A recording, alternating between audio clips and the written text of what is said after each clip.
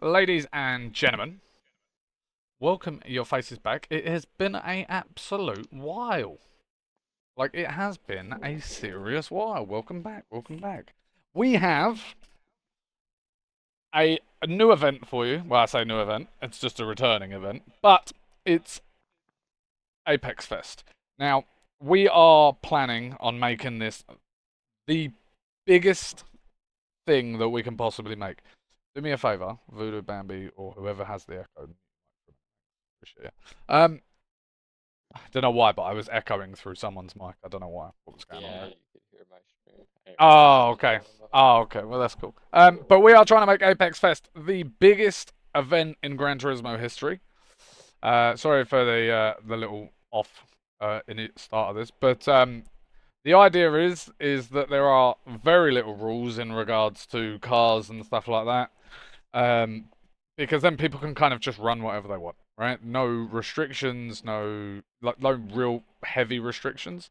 So this is our poster for Apex Fest. There is going to be a video dropping tonight/tomorrow as soon as I've finished it, but it's like 3 hours away from being finished. So it could be today, it could be tomorrow. Depends on how tired I get before it gets finished. And depends on other things, but yeah. The event is going to be ran on the 16th and the 17th of August, which is a Saturday and Sunday, which is different from our usual schedule. So, our usual schedule is Friday and Saturday at 6 p.m. Eastern Standard Time. This is going to be ran Saturday and Sunday at 2 o'clock Eastern Standard Time, which should be a lot easier for everybody, including your especially Europeans. Um, because we want the Europeans to come out and be able to have fun. And this is actually going to be our new schedule going forward. Um, Qualifying will be on the 16th, and it will start at 2 o'clock Eastern Standard Time or 7 o'clock UK time. And it will go until we run out of people. Or, until until we're pretty sure that nobody else is coming. We're hoping for realistically about 50 people to show. And this will be, no matter what happens, this will be a top 32 bracket. Even if only 20, or even if only 17 people show up, I will do a full top 32 bracket. Admittedly, it would suck, but I don't see that being the case. I'm hoping that with everything obviously being this loose on rules and stuff, and kind of deliberately getting everybody together and telling everybody about it with a bit of advance and talking to people more directly, this will actually do a lot better. And hopefully we see some returning faces as well. Anyway, let's get into this. I know I've done a bit of a long introduction. That was a couple of minutes. You could have, I'll say skip to 3 minutes for anybody that doesn't want to hear the introduction. This is the rules for Apex 2025. Your car must be front engine rear wheel drive. That's it. Like, there's no mid-engine, no four-wheel drive, nothing like that. You have a 50% max rear weight ratio, so you can't have 50% or like you can't have more than 50% of the weight of your car on the rear axle. Following cars are not eligible, and this is just because of their different steering lock. If they didn't have different steering lock, they would be eligible, but because they don't, they are not. Ferrari 812 Superfast, Corvette C5, V8 Vantage 2018, the new one that dropped a little while ago, the BRZ Drift Car, and the Z4 Coupe. Again, just because they have more steering lock than everything else, and until every car moves to that, those cars won't be eligible. There is a window banner sticker located under Apex Fest, which is just a logo that just says Apex Fest, like you're seeing on the top of this rules page, and it's on the banner of these cars here as well. It is under Apex Fest in the showcase. All you have to do is put it on your windscreen if you want to use it. We would appreciate if you did. I'm not requiring people to do it. I'm not going to be angry if you don't. We just want people to come and have fun. But if you want to, run the banner, you're more than welcome to as well. And this is your line guide. Now, we've changed something up a little bit here. Normally, we just have the clipping zone, deceleration zones, and, your initiation zone on stuff, right? It's a little different with this because it's a more open thing. There's a few rules that obviously that are written in the driver briefing, for example, that don't actually apply to this event. For example, ideally, You don't want to be doing too many moves on initiation, but of course there is a bit of freedom with this as well. The one thing we're going to go over now is getting to the line because and all of that jazz. So we're just going to break how the event's going to run quickly and try and do it in a couple of minutes, but God forbid it's going to be a little difficult. Um, when it comes to qualifying, everybody will go in groups of 4 to the start line on the track while being in race, so I can record the whole thing and save the replays and all of that stuff. Because we want this to be a an event that we can put Instagram posts about and everything like that. All you have to do is drive calmly to the line, wait for your turn to be called when you're in the lobby. Just sit there, wait a minute, keep an eye on the stream. Once a group has finished their 2 qualifying runs, they will leave the lobby and make space for 4 more people. And as 4 more people come in, they will then go, etc., etc. You will keep a constant flow of it that way. In regards to driving to the line, just don't hit the safety car. The safety car is going to lead you to the start. In regards to the other people that aren't running at that time, so there'll be 4 people on track. 1 person will do their two qualifying runs. Then the other 3 people will also, one after another, obviously. Just make sure you're not crashing into each other. Try to just keep it relatively calm or give each other enough space to not cause a problem and a crash. Damage will be on, just to try and prevent that. But obviously, we know accidents happen, so I'm not going to be really angry about that. But as you can see from this video that I've got up here, the safety car will go, it will be in the first position in most cases, and then the safety car will drive you down at a reasonable pace that isn't too fast where you won't crash, but also quick enough that, you get to the line relatively quickly. You'll follow it all the way to the line, and then as the safety car starts to pull to the middle of the track where that little white line is, you'll turn around and you'll line up in the respective position needed for the launch. I didn't mean to close that. That's fantastic. Where did my video go? So, in regards to, in regards to the launch, we're using this view for example, but the safety car will flash its lights 4 times, at which point the lead will leave the line and not before, otherwise it'll be a false start. There is no courtesy roll, so it is kind of just send it. The chase can leave after the first light. We are using the Driftmaster's gate system.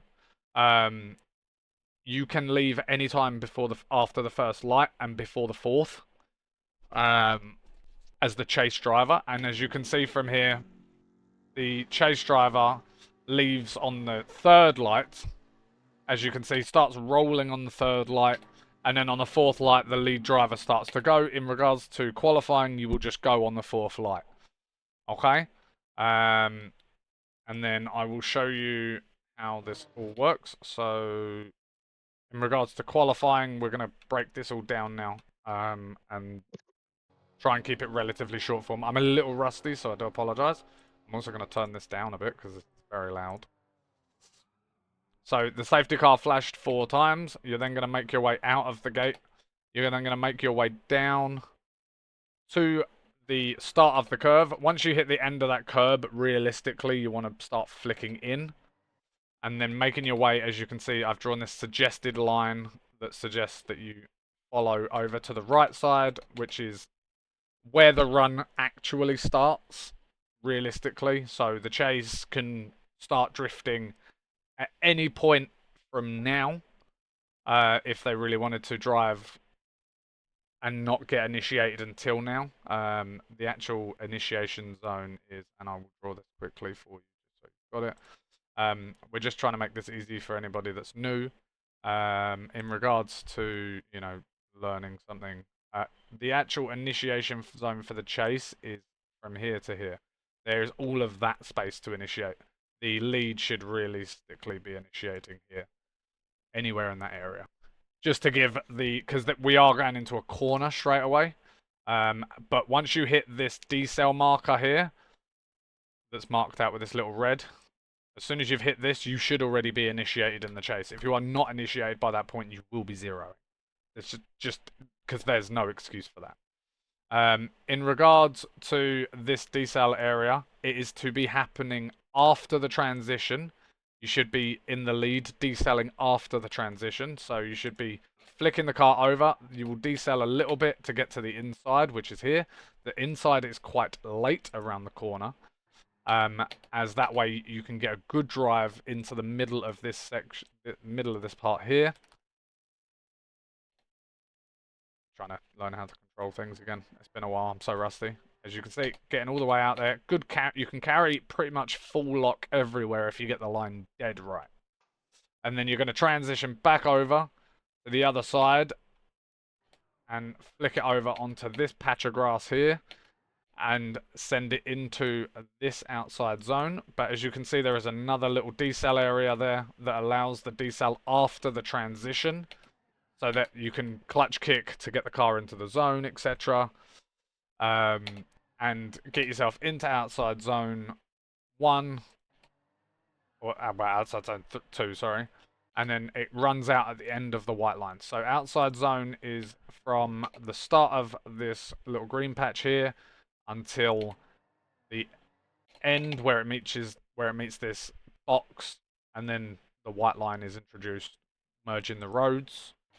And then you will make your way out all the way to the wall at the 200 board. This is also your finish marker, but the aim is to be as close to this 200 board as possible while maintaining as much angle through the whole run as possible, without, checking up the chase in unnecessary ways. You should only be decelerating in the deceleration zones or after transition. You should not be decelerating mid-corner, as that could cause a collision, and that will be your fault. In regards to how this will work with chase, I'm going to show you this real quick. Oh wait, that's the aerial. We'll watch from the aerial. So as you can see, just before the end of the curb, starting to get the car initiated, sending it to the left side, then making your way onto angle. This is where you'll have a slight decel, and then you should be back on the power once you hit the inside. Out to the outside, middle of that curb, transition over, a little bit of a decel into here, and then full throttle, carry the momentum all the way through outside zone 2, all the way to outside 3, and finish. Everything past this doesn't matter. Please just don't go crashing into walls. That would be great. I was looking for specifically the aerial clip, but I can't seem to find it because I'm stupid. Oh, it is this one. Wait, that's not the one either. Wherever have I? Oh, it's this one. That's one. I'm just lost. I'm just stupid. In regards to how it works for chase, you will see the chase starts to leave the line a little earlier, just to get rolling so they don't get gapped. They're going to tuck in behind the lead driver by the end of the curb, realistically, and then get thrown in. The chase driver in this example is just giving a good chase in regards to position. And I will go full screen here for you just so you can see. The chase driver should be mimicking the line as a priority, and then proximity should come as a second. But at the same time, we want people diving for the door here. We don't want people getting left and having huge gaps. But as you can see right here, I can show you this, for example. There's a little decel just here, just before you get into that white outline. You can see that the Mustang gets a bit more proximity just off of the fact that the lead has deceled. And then from there, it's just one consistent speed all the way through. And the chase should stay on the same line, as you can see from here. The actual rear bumper of that Mustang is actually also alongside the rear bumper of the Toyota Supra that's in the front. In regards to an inside clip, the Mustang should match the chase should match the Supra in the same place of where they've hit the clip. If they don't, then they're going to lose out a little bit of points. But you guys know how drifting works. I don't have to explain that to you. And I think that's pretty much it. I think that's pretty much it.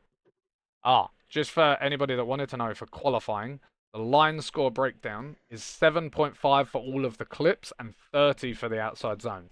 So that's your line score, and that's going to be done by Bambi entirely, all qualifying, and for primarily for battles. I will also put this in it. Runs will be based off of, mainly the stream and Bambi's perspective. Will this be posted later? Absolutely. There will be a YouTube video. I will download this and put it up in a link in a Google Drive that anybody can access. And it will also be on the Discord as well. In regards to if there is a weird contact, like a jump, bit of freak, bit of lag, it will, unless there is a significant winner from the other run, like as if the other one person zeroed in the other run, it will pretty much go OMT 90% of the time. If someone is incredibly laggy, and you can see them being incredibly laggy before you actually get to the line, just honk twice at the start and we'll know, and you can have a car width gap between you so then you don't make contact and you won't lose any points. In regards to IMTs, we expect there to be a fair few, and it should be fun. We've discussed gate system, we've discussed burnout box isn't really relevant. It actually, yeah. Yeah, okay, yeah. So just no handbrake on initiation is the one thing. Because it's just not necessary. In the decel areas, you are more than welcome to use the handbrake and the foot brake, but obviously you shouldn't be really decelling too hard. Because you're only going to mess yourself up. Once you've driven the track a few times, you'll understand that it's more of a just throw it on angle track and just catch the angle and maybe a little bit of left foot brake, but that's at a push. If you are, bear in mind the perfect run in the lead position. What if a car doesn't have a horn? What car doesn't have a horn? I'd be interested to know. Group 4s and well, I mean, group 4s aren't exactly the idea that we're thinking of. Let's be honest. You know, group 4s aren't exact. Yeah, I was about. Yeah, I mean, group 4s aren't exactly what we're kind of hoping for here. It's more, road cars than anything. But I mean, if your car doesn't have a horn, just type it on the way up to the line. You know what I mean? Simple. I can't think of many cars that don't have horns. I think there's maybe two. But anyhow, what was I saying? I got lost. Yeah. So the run is designed primarily to just be full throttle, and you will not score a maximum scoring run by touching the brakes at all. Like, you will only score a maximum run by not touching the brakes and not hitting the handbrake. Reason being is because in a perfect world, you're on as much throttle as possible in a perfect run. So, no foot brake is the ideal, no handbrake is the ideal, but of course you can use them. Just obviously bear in mind that if you decel extremely harshly in front of someone when they're not expecting it, if it causes a collision, it will be your fault. Because you're doing something out of the unexpected norm. Or the expected norm. Not the unexpected norm, the regular expected norm. The normal expectation. In these decel areas, realistically, you should just be throwing the car onto angle and getting onto throttle as quickly as you can without stalling the car up too much. So, just, that's pretty much it though, right? Bam? I haven't forgot anything? Yeah. Yeah? That covers everything? Keeps it nice and short and sweet, 20 minutes. I don't think there's anything really else matter. I am your angle judge for this event as well, so good luck to you all. I know the limits of this track. You can literally. Oh yeah, so there is a half tire. There is a tire allowance, or like a one wheel allowance, or like a half tire sort of allowance for dropping on the curbs. Realistically, you shouldn't be touching the curbs or the green patch on the outside zone, on outside zone 2, on the long outside zone. Obviously, when you're going to the wall for the last clip, that doesn't count because that's the wall. And obviously, if you hit the wall, you might, if it affects your car in any way, it might knock you some points for fluidity and style. But it might gain you from, I don't know. It depends on how hard you hit the wall. But in regards to touching the curbs and stuff, if you drop half a tire on the curbs, you won't get deducted. If you drop more than half a tire, you will start incurring deductions depending on severity. 3 tires off is an absolute zero. If you are 3 tires off the track, it is a zero with the half tire allowance. Bear in mind. Chase expectations. Give the lead enough room on initiation to make their lead. If the lead, genuinely, this is my best bit of advice: is give the lead enough room to make the mistake on their own. Don't push them into a mistake, because if you push them into a mistake, you're going to make it harder for everybody else. In the sense of, like, if you dive in really hard in a decel zone and you hit them, that's kind of more on you than it is on them, because they have the right to decel there. So just give them space in decel zones, get on the door when you're not in a decel zone, stay with them, don't get left off the line, pay attention to the lights. It's nice and simple, it's really easy. Is there any questions? That's it. There's nothing else that really needs to be explained. A lot of these notes and stuff, by the way. Oh, actually, there's one other note. Shallow angle to create a gap will incur deductions. I don't care. If you speed drift on this event, you are just not doing well.